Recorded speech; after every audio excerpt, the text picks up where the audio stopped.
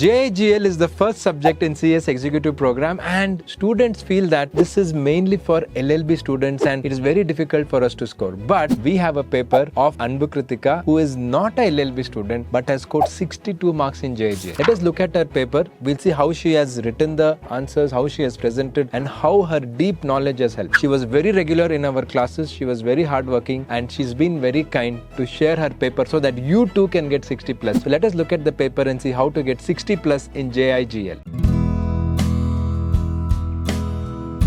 Yes, we will be looking at JIGL paper of Anbu Kritika, and in this she has scored 58, then rationalization plus 4 marks, so finally 62 marks in JIGL, which is an excellent mark. And all of you saw the YouTube video of EBCL paper of Anbu Kritika. We got a great response, so thanks again to Anbu Kritika to share her paper. Her presentation was amazing. Now let us look at the JIGL procedure to appeal before NCLT. So it is a 8 marks question. So she has written the introduction, again see the point wise, and she has left 1 point. She has written the objective and she has written a chart. So this is also what we used to tell in the class, but she has followed it. I mean, we telling is not a great achievement, but for her to implement it is great. And again I want to repeat, she studied 12 to 14 hours in the last few months for her exam. You can also watch her success stories on our YouTube channel. Very hardworking student, and that is why she has got the results and cleared the exam. So she has written about NCLT, then what is the procedures, and she has written the hierarchy, NCLT, NCLAT, then Supreme Court. That is how you appeal. We don't have High Court concept, right? So that she has written very well. Supreme Court decision will be final and it will be binding. So very, very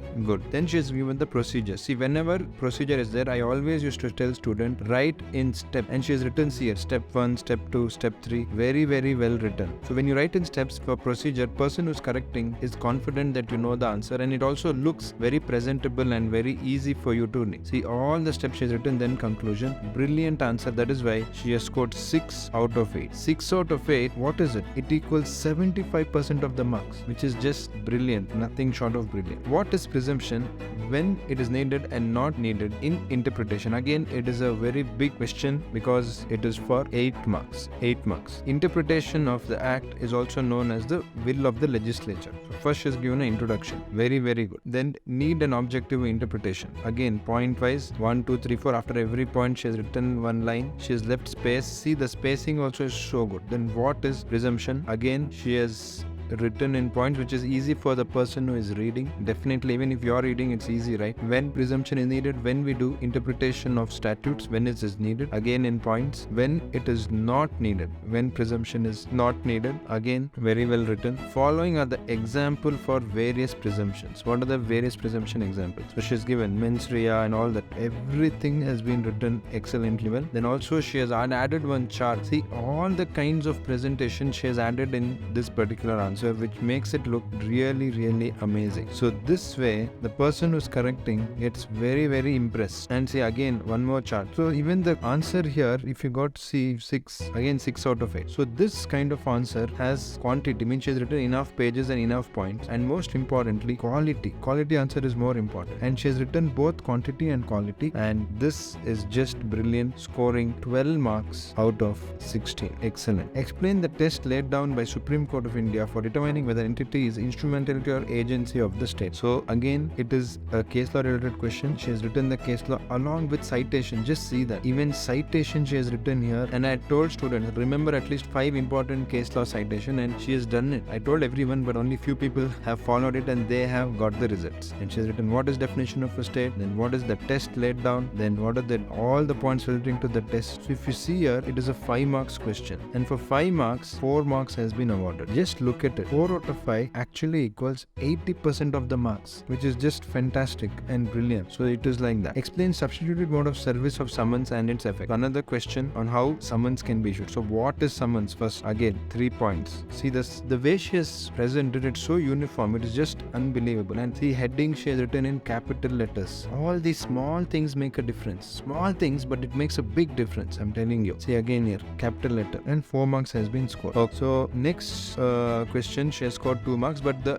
uniformity and the presentation is same, so we won't go deep into it. Next, she has scored 2 marks, and also she has given a conclusion, answer is in points, case law, so facts, then analysis, so same style. Again, it's a case law question, so again she has written facts first, then she's analyzed the provisions of the law, how is it connected to that particular question. So basically application of mind that has been done, very well written, but the answer is wrong. So it's okay, wherever possible write what you know. Oral evidence must be direct in all cases. So what is oral evidence? Then oral evidence must be direct. So then statement is true. See, it's like conversation. So what I like is the way she's written answer, it's like talking to somebody plus example. So it's step by step. So we call it as conversational language. So whenever you write, if you have conversational style, it's like you're talking to someone and you're writing simple English. That is what is needed. You don't need to write high funda English. Very simple English is sufficient, and that is what she has written, and that is why she's got the marks. So limitation act, and then what is judicial review? So limitation act, again she's written a case law. Case law really helps you to get the marks. So 2 marks she's got. Then in administrative law, what is judicial review? 3 marks. And also just the ending, she's writing some things like this, which is so nice. This thing is what will impress the person who is correcting the paper. It will really impress them, and that is what you should learn from her style. I think, yeah, pretty much it's the same style, so I don't want to just keep repeating. If you just see, she's maintaining the same style everywhere, and this is what is getting her lot of marks. Really brilliant, really brilliant. Same style has been followed everywhere. Yeah, so